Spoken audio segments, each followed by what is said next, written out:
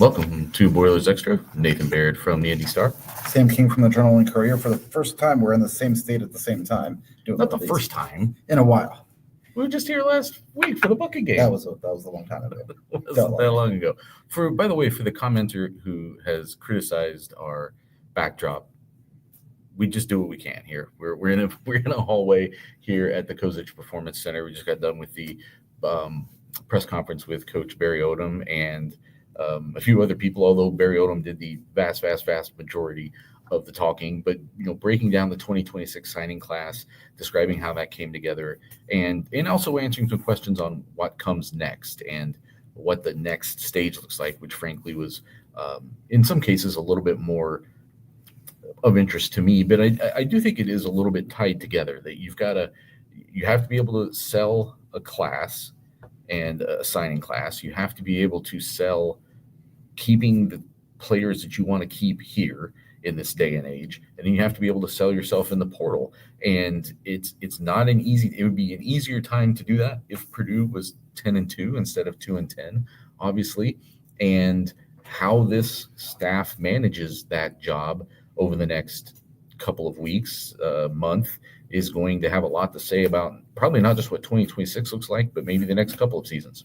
Yeah, you don't know yet what this roster is going to look like, because already two guys have announced intent to enter the portal. Now, they're not guys who had huge roles this past season, but I imagine at some point there will be a guy who had significant snaps this season who's in the portal. It's just the nature of college football. So what you're really trying to do with this class right now is just get guys. And, obviously you want to fill needs, but you also want to just get guys who you feel like can be a good fit for your program. In a lot of cases, I think that's what Purdue did. It's why some of these guys that Purdue went after were, probably not the most glamorous if you look at the rankings, but I think they probably were a fit for Purdue. Barry Odom mentioned some of them who were early in the process, guys who committed, and how that was big to kind of get the ball rolling a little bit, and how they stayed committed through what was the turmoil of a 2-10 season and 10 straight losses.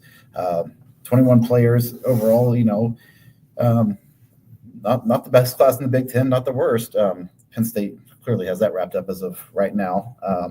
But this is about kind of what you would expect, to get at a place like Purdue that, kind of fits the history of Boilermaker football.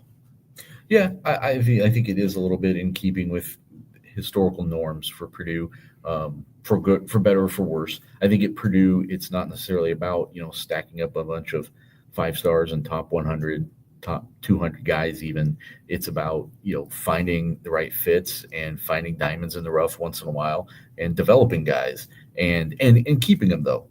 And I'm curious,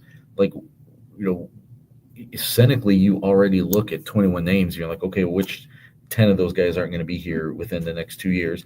And that's not a Purdue thing. That's every program in the country.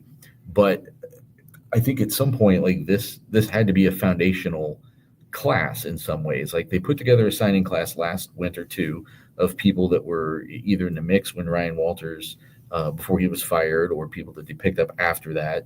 And that kind of got things started. But I always looked at this class as being one that would tell us a little bit more about what kind of program Barry Odom is building, can build, wants to build, and one that carries things forward a little bit. I've looked at these last 12 months as being sort of a foundational and what turns you towards the future. And this class, like you said, 21 people, it's pretty much evenly split between offense and defense. And the thing that I think might end up defining the class is these late flips that they got, which are potentially some impact people. This was a class that was fairly intact, and then they were able to add a couple more people on today. Yeah, Purdue did lose Dreamer Shot as a tight end who flipped to North Carolina. I think that was kind of something that you thought was possible when the McCutcheon kid, Cooper McCutcheon, flipped from North Carolina last week to Purdue. So it's just a straight up trade. Yeah, just trading one tight end for the other. And Jamarcus Weiss, who's a defensive lineman, signed with Maryland after being committed to Purdue for several months. But you get Jet Goldsberry, which I think is a massive need because he's a safety, and that's an area where Purdue really needed an upgrade in the secondary.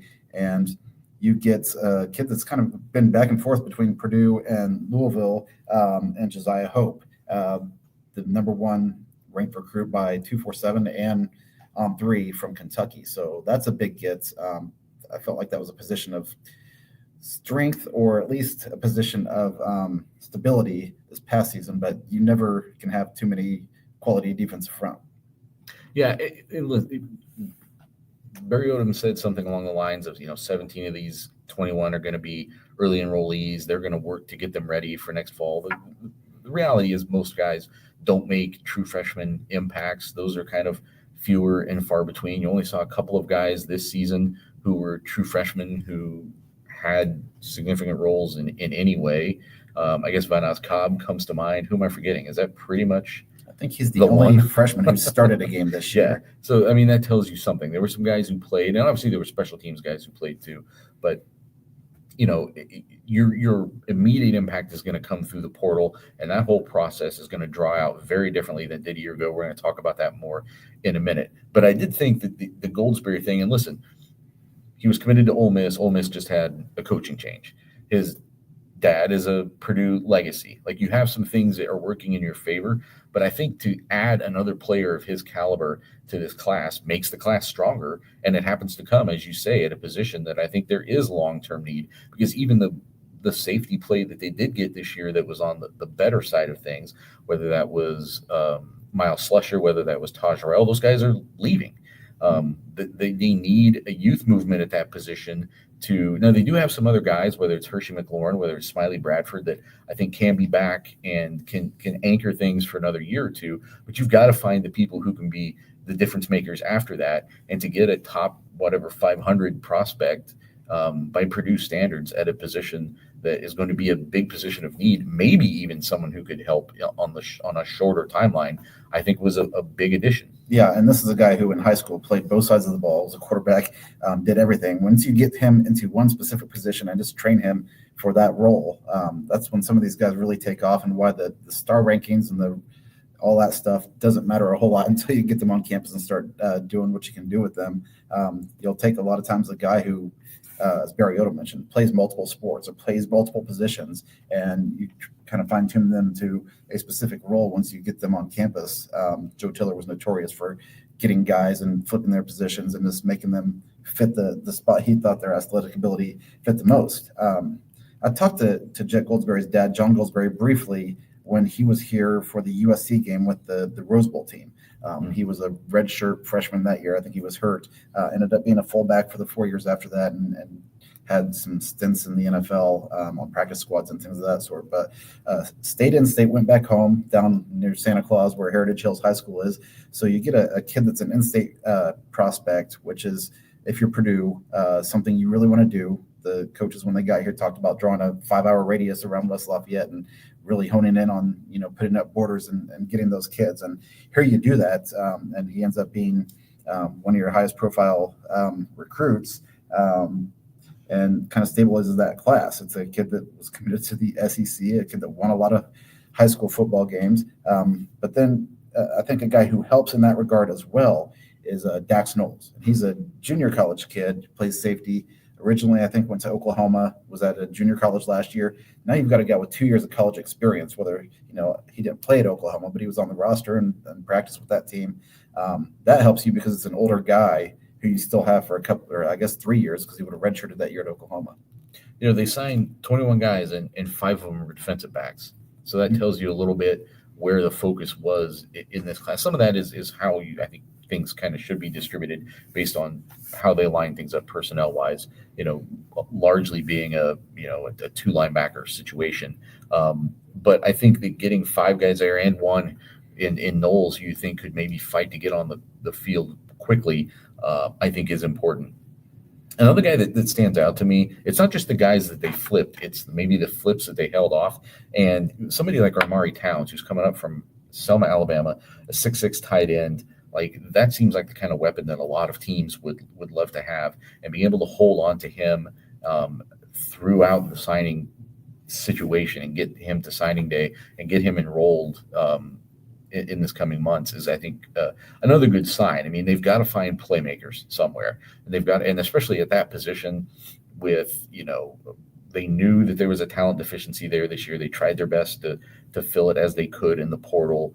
The George Burhan injury didn't help things. And again, tight end is such a developmental position. I know that people think of like offensive line as the most developmental position, which it probably is, but I think tight end might be second on that list. Like, it is a very difficult position when you're jumping up from the high school level to have to essentially be an offensive lineman and a wide receiver at the same time. It's not an easy adjustment. So I don't know how quickly he would be someone who's out making plays, but to start accumulating playmakers is, I think, important for this team. And because you just don't know how many are going to be out there in the portal on any given year, and the ones that are typically don't come cheap. Yeah, athletes are always a good thing, and it sounds like that's what stuck out when Barry Odom first saw film on Amari Towns. It was basketball highlights he was talking about, and not totally comparable, but Matt Painter said something to me about Zach Edey years ago, seeing him pitch, and he was like, the way he bends at his size,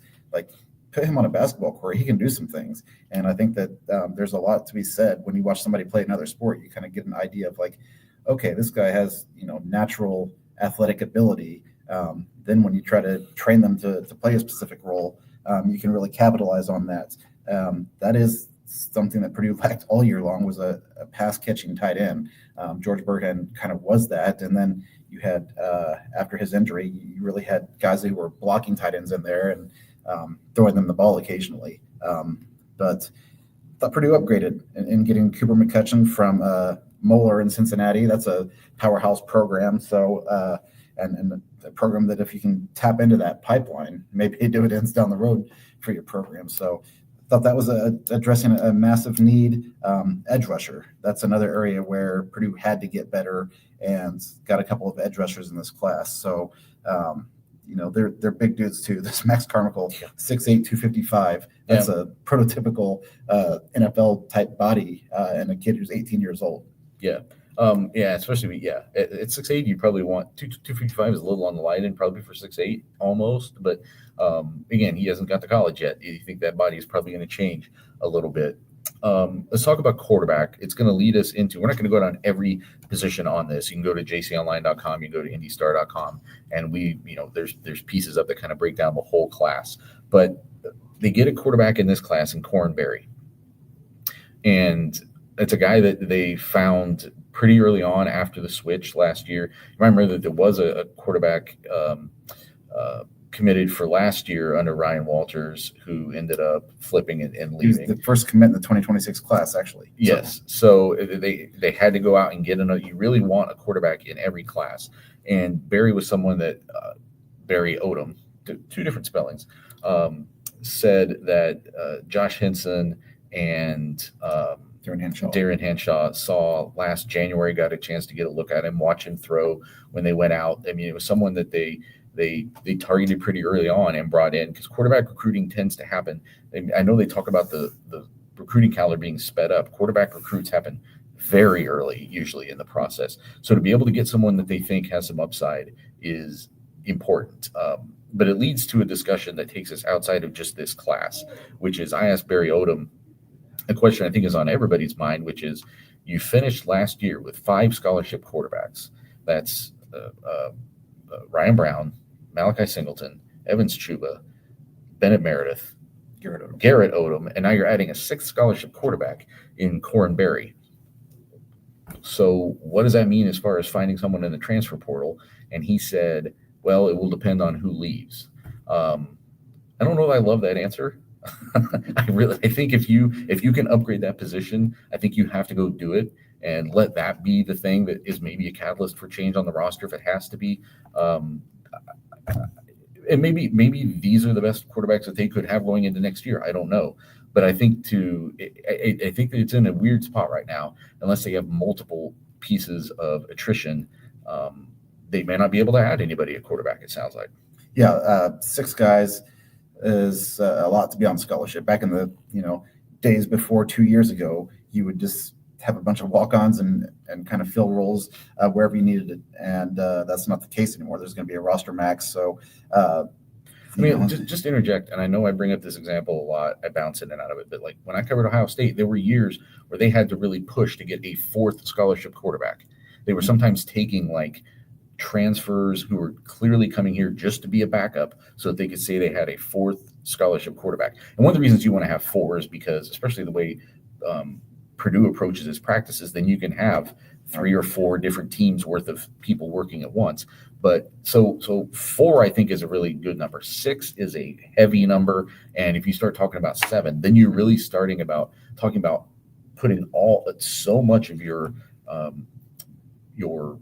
scholarship availability, but plus, let's face it, your other resources into one position. So that's a position to watch just as far as who decides to leave and what does that mean for Purdue. Yeah, and Barry's a guy who was originally committed to Boston College. He was here at a practice in the spring and ended up committing not long after that. So I think that tells you that he was a target. I don't know that all these quarterbacks are going to come back. There's still exit meetings, I'm sure, going on with Purdue right now for the season. But even though Ryan Brown was the starter and started every game, I don't think Purdue ever appeared like it was sold on him. They continued to echo that Ryan Brown is our starter, but also did some things to make you wonder, like, you're not really giving the other guy a chance in Malachi Singleton. And then when they did, they went right back to Ryan Brown the next week. So, it's kind of hard to project because we don't get a chance to talk to these guys. But I would be surprised if there's 6 scholarship quarterbacks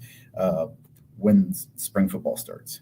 Well, I think there could be 6, but I would think that maybe the 6th one isn't here now, if that makes sense. Like, I don't think these 6 will necessarily be here in the spring. That would surprise me a little bit. We got a question that I think is a good thing to bring up. Ken Kropp says, just comments, 24/7 Sports ranks the class number 53 in the nation. If you go by the On3 Rivals industry rankings, it's actually 56th.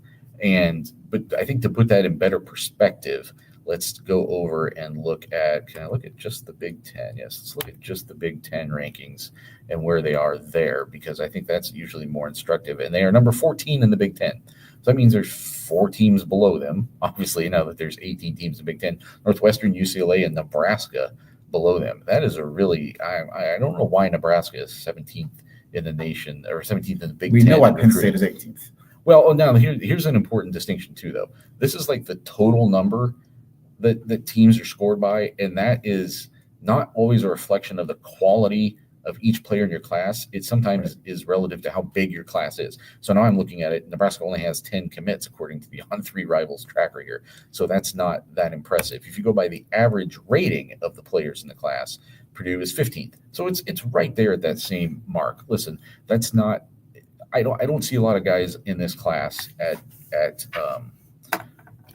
like difference-making positions who are elite prospects, obviously. I don't think this is a class that comes in and changes things right away. Like I said, I think this is more about, do you make the right decisions as far as who you bring in, and then do you develop them so that like year 2, you start to see some movement. Like here's something, we saw some of that this year, I thought. We saw guys at the end of their first year and then into this year, Smiley Bradford is, I think, an example that comes to mind, a guy who was kind of around at the end of last year, and then this year he's flashing a lot. He's making plays. It's not completely consistent yet because he's still an inexperienced player, but you saw the upside. You saw where that can be headed, and now next year he'll be a central player on this team. There's other examples I could probably throw out there. Some of the interior defensive linemen who are like in their 2nd and 3rd years. Nitro Tuggle would be a guy that Nitro Tuggle, yeah. Although he came from outside the program, but yeah, clearly like guys who you get them here, and then you get them to buy in, and then you start developing them so that in year 2 or 3, that's one guy that you don't have to try to go buy through the portal. It's a guy that you already have. And frankly, those guys tend to come, not that you don't reward them, but those guys, it's usually easier to keep a guy than it is to go find a guy, by and large. Yeah, and the basis for what Purdue wants to be, according to Barry Odom, is recruiting high school kids and developing them, and kind of the more traditional route of how college football worked before the portal just became the wild, wild west. And I think that, especially in Purdue's case, that has to be what your program uses or utilizes to make the jump to, if Purdue is in bowl contention next year, as Barry Odom talked about last Friday and then again today, competing for the postseason, That's a major step forward, and you don't have to have a bunch of 5-star guys to get there. You have to start building a program, and then little by little get to the point where you're talking about possibly keep competing for a playoff spot or things like that. We're getting about the 20-minute mark, so we're going to wrap up here. But I did want to touch on another thing that I asked Barry Odom, which was, you've brought up retention on your own multiple times here over the past, month or 5 weeks. How do you feel about that? Like, what's your vibe right now on whether you're going to retain the key pieces of this class? And I thought he gave a very honest answer, which is, hey, who knows? He doesn't feel bad. He feels, I think he even said, I feel good.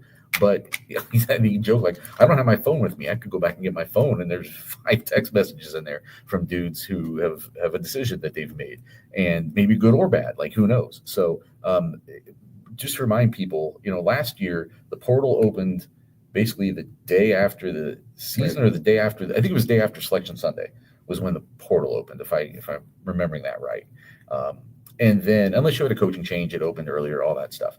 Well, this year, the portal doesn't actually open until January 2nd. So, yes, there have been players who've already declared their intent to enter the portal, but those decisions aren't final.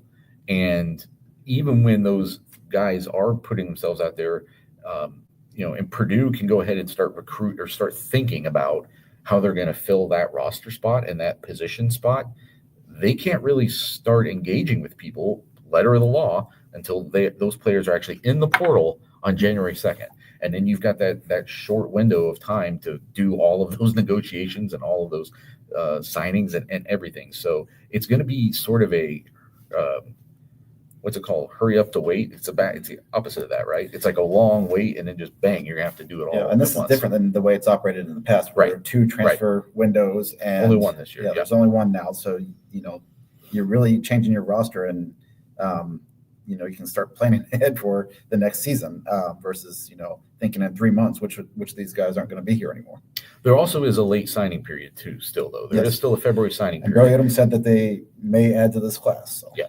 That could either be, because there's coaching changes happening. Maybe somebody decides, well, I'm going to hold off and not sign in the early period, see what happens. Maybe those players are out there. You've also got junior college players that you're recruiting. We know Purdue has looked at beyond Dax Knowles, has looked at other junior college players. Maybe somebody like that comes into play. So just something to kind of keep tracking now. This is still, even though it's signing day, just because of the nature of the sport now, it's not a finish line by any means. It's this is a living, breathing thing that is going to go right up until really through the start of the semester in January. And then, there's going to be probably workouts almost starting before guys are even on campus, right? Just by the nature of when the portal is going to be open. Right. So something to track. We're going to probably be talking a lot more about the ins and outs of that. And I think maybe next week would be a time to maybe come back and take a position by position look at where we think Purdue is and where it needs to be and how it can do that by next season, something like that. But today it was more just a wrap up of what we heard from Barry Odom. Anything else you think that we need to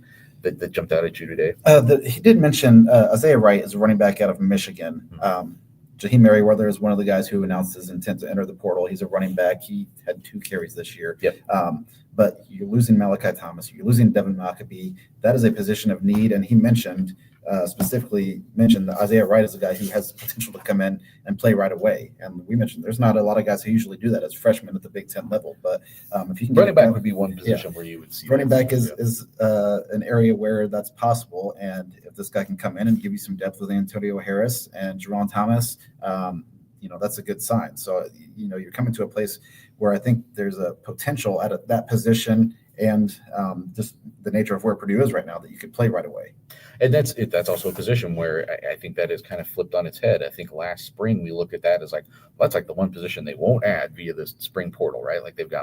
They're full of guys. They've got all the guys they need. Well, now Devin Maccabee's career is over. Malachi Thomas's career is over. Jaheim Merriweather's moving on. Now all of a sudden you need bodies in the running back room. And so, yes, they've added Isaiah Wright. Maybe that's a position that they also still look for help in the portal because really there's still almost no position where they probably can't upgrade depending on who's available in the portal and what kind of conversations they can have there. So more from us as the week goes along. We've got a big Purdue basketball game on Saturday. Iowa State comes to Mackey Arena. We'll both be here for that. That's a noon tip-off on Saturday before everybody wants to go home and, I guess, not watch the Big Ten championship football game, probably, if you're a Purdue fan. But thanks for joining us, and we will talk to you again soon.